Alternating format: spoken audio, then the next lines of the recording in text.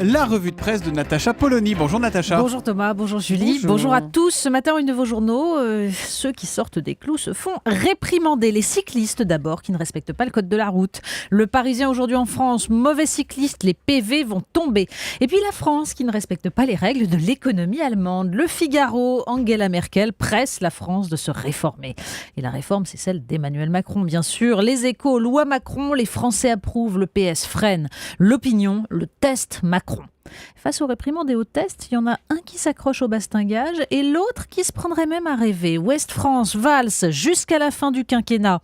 Et Libération, présidentielle, les manœuvres de Hollande.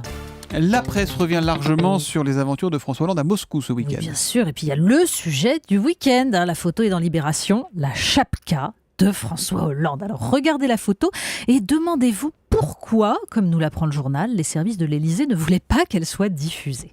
Bon, plus intéressant, le Figaro nous fait comprendre comment le président espère que sa rencontre avec Vladimir Poutine permettra de dénouer la crise ukrainienne. Entendez, de livrer les Mistral à la Russie sans se faire taper sur les doigts. Car à la lecture de l'article, on comprend surtout que la France tente de réexister diplomatiquement à côté d'une Allemagne, puissance centrale en Europe, parce que puissance économique. Alors bien sûr, certains éditorialistes s'agacent de la leçon une nouvelle fois infligée à la France par la chancelière allemande. Que veut-elle, s'énerve Jean-Pierre Lacan dans le Midi Libre. Que davantage de forces encore, révulsées par ces leçons, se coalisent contre la politique conduite par Valls et Hollande ? Manuel Valls qui justement était donc aux 20h de France 2 et ça nourrit pas mal de feuilles ce matin dans les journaux. Oui, puis ça nous apprend que les leçons de la chancelière produisent leur effet. La seule nuance est dans la dose de sucre pour faire avaler la potion. En tout cas, c'est ce que semblent dire les commentateurs ce matin. L'iconoclaste de Matignon a remisé les 4 vérités, les petites provocations qui jalonnaient son parcours et hérissaient ses amis, observe Bruno Dive dans Sud-Ouest. Certes, l'éditorialiste craint qu'il ne donne trop de gages à Martine Aubry et renonce à la loi Macron. Mais Christine Claire, dans le Télégramme, cite les mots même du Premier ministre pour nous rappeler en fait les fondamentaux au-delà des postures de circonstances. C'est ce qu'a dit, là ce sont les mots même de Manuel Valls. Travailler un jour avec Juppé, nous pouvons nous retrouver sur l'essentiel, mais il est important d'avoir une alternative. Comprenez, nous ferons la même chose, mais les Français auront eu l'impression de changer de dirigeant. Ça s'appelle la démocratie. Pourtant, il y en a un qui trouve que le changement de dirigeant ne s'imposerait pas. C'est François Hollande lui-même. Ça, c'est ce que nous disent Le Monde et Libération. Il se verrait bien repartir pour un tour en 2017. Alors, optimisme BA ? Eh bien, il faut lire la chronique de Jean-Pierre Robin dans Le Figaro, qui rappelle comment la baisse du prix du pétrole a permis, au moins autant que la cohabitation, la réélection de François Mitterrand en 1988. Cette fois, euro en baisse, pétrole en baisse et taux d'intérêt au plus bas, le président rêve.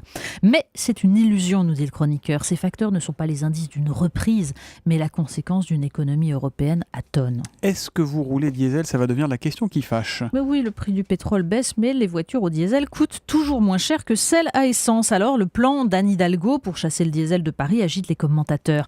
Les bobos respirent, nous dit Denis Domain dans La Nouvelle République. Mais pour Fatima ou Marie-Rose, qui chaque matin aux aurores ou fort tard le soir descendent en guimbarde de Montfermeil ou Bagnolet, passer le balai dans nos bureaux, ce sera plus compliqué sans doute. Et dans l'Alsace, Raymond Courreau se moque de ce carburant si dangereux, mais qu'on se garde d'interdire sur tout le territoire français. Les commerçants en panne sèche au cœur des villes font la tête, écrit-il, alors que les centres commerciaux extérieurs carburent au super. On appelle ça de l'incohérence. On passe à l'eau à présent. Oui, c'est l'autre enjeu écologique crucial, l'eau. Et un article nous le rappelle, même si c'est loin de chez nous. Le Monde raconte comment l'Iran est déstabilisé par une menace de sécheresse majeure. Pour la première fois, un gouvernement prend la mesure du problème et tente de rationner la consommation, de démanteler les digues construites pour l'irrigation, mais où l'eau s'évapore massivement. Le risque, eh bien, c'est la somalisation, la transformation en une nouvelle Somalie, c'est-à-dire déstabilisation et montée des conflits ethniques et religieux. C'est beaucoup plus dangereux que le nucléaire. Les jeunes, la jeunesse, avec une question ce matin, Natacha. Oui, la question, qu'est-ce qui pousse des jeunes gens à partir pour la Syrie ? Alors il faut lire dans Le Monde la page écrite par l'historien Paul Preston. Il analyse point par point les parallèles entre la Syrie et la guerre d'Espagne dont il est spécialiste. Les volontaires qui partaient dans les brigades internationales, dit-il, n'allaient pas tuer des civils mais lutter contre le fascisme parce qu'ils pressentaient, écrit-il, ce que la défaite de la République espagnole pourrait signifier pour le reste du monde. Le texte est passionnant.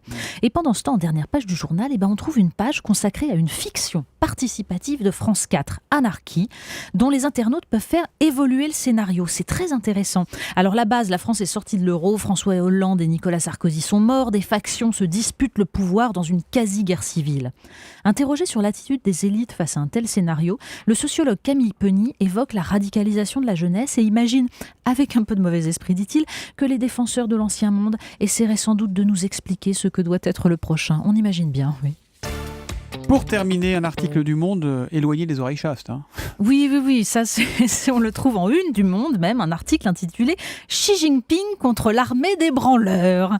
En fait, le terme en chinois, c'est « diaozi », qui signifie littéralement poil de... Enfin, vous avez deviné quoi. Un terme péjoratif, donc, qui désigne les paresseux, les décadents, ceux qui n'adhèrent pas au modèle de réussite et d'honneur de ce beau régime. Sauf que c'est devenu une fierté dans la jeunesse chinoise d'être un diaozi, un poil de... Une forme de résistance passive quand les dirigeants promeuvent, je cite, les œuvres porteuses d'énergie positive. En fait, on voit ça et on se dit que les Français, eux, ce sont un peu les diaosis de l'Allemagne. La revue de presse de Natacha Polony tous les matins à 8h30 sur Europe 1. Demain matin, À Natacha. demain. Bonne journée. C'était la revue de presse avec